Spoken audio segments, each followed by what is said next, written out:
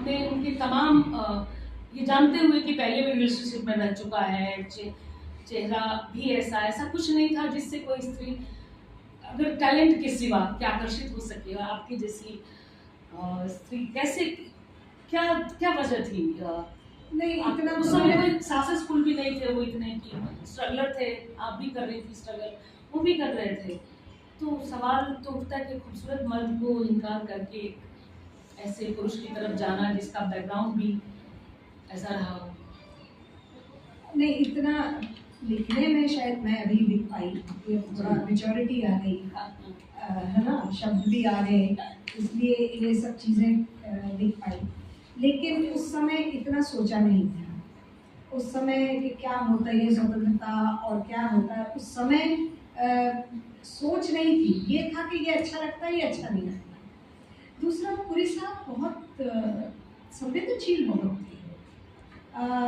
अब क्वालिटीज़ होती हैं, कई बार आप बहुत सारी चीज़ें नज़रअंदाज कर देते हैं, क्योंकि जब आपको पहली बार प्रेम होता है तो शायद आपका फसाड जो होता है या फिजिकलिटी होती है वो काउंट करती होगी। लेकिन रिश्ते धीरे धीरे जब प्रगाढ़ होते हैं, जब उनमें एक ठहराव होता है, एक दूसरे के प्रति संवेदना होती है, जो पूरी साहब में थी, आखिर तक रही।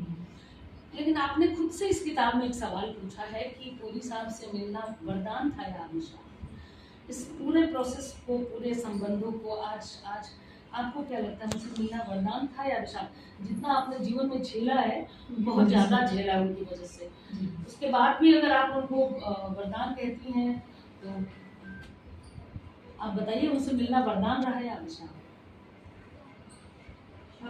ये सवाल तो बहुत मुश्किल। आपने खुद से ये सवाल पूछा है और आपने वहाँ जवाब नहीं दिया है आपने। मैं जानना चाहती हूँ क्योंकि आपने बहुत झेला है। दोनों इस तरह देखती हैं। देखिए, अभिशाप से मतलब ये है कि वरदान ही था, क्योंकि उन्होंने जो उनकी वजह से जो पीड़ा मुझे मिली या जो भी मैंने सहा, उस वजह से मैं बहुत मैच्योर हुई थी। कई बार क्या होता है, आपकी जो अंदर की जो स्ट्रेंथ है ना, वो तब तक नहीं निकल के आती है जब तक कि कोई उसको धक्का ना दे।